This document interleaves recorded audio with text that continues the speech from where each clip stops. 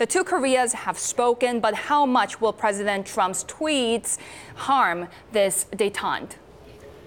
I don't think it will have much impact. I mean, he has tweeted, Kim has said some things, but in both cases, the words don't seem to affect the overall policy. I do have to say I'm worried about what the South Koreans are doing. I think they're kind of falling into a North Korean trap of trying to separate the United States and South Korea. Yeah, but the unification minister of South Korea, in fact, said that they had coordinated with the U.S. before the proposal of talks on January 9th. So who did they coordinate with? Well, it's unclear. It's a good question. Maybe it was the Department of State rather than the White House.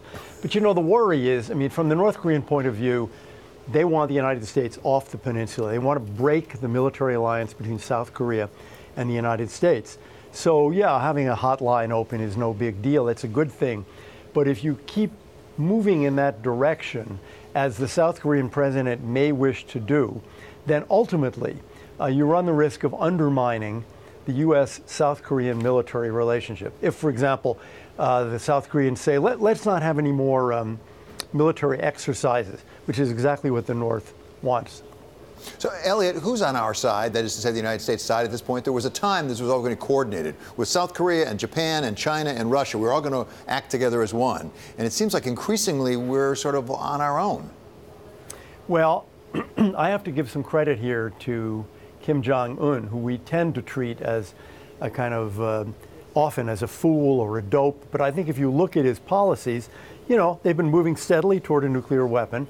And he has seen what you just said, that we had this alliance of countries. So he wants to break it up. And he has figured out, or his advisors have, the way to break it up is to do a little bit of a kind of peace offensive towards South Korea. And the South Korean president is cooperating so as to make the Americans look like, we're too tough, we're too militaristic.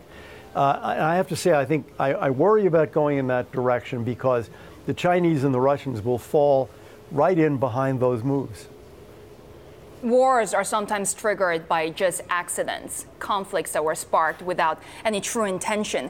You mentioned military exercises. What's the point of having them when tensions are so high and they could still spark an accidental war? Well, we've been doing these exercises with the South Koreans for literally 50 years, and they have not sparked a war, and we know exactly how to do them. I don't think exercises will spark a war, nor do I think that tweets will. I don't think that Kim Jong-un is looking for war. I think he's cleverer than that. What he's looking for is an opportunity to separate the United States and South Korea, to weaken that alliance. That is a military and political alliance, and if we never do exercises, then the readiness of our troops and the South Korean troops is going to decline. It's exactly what Kim wants. So I think we should not regard him, as some kind of crazy person or fool, but rather as somebody who's being pretty clever here.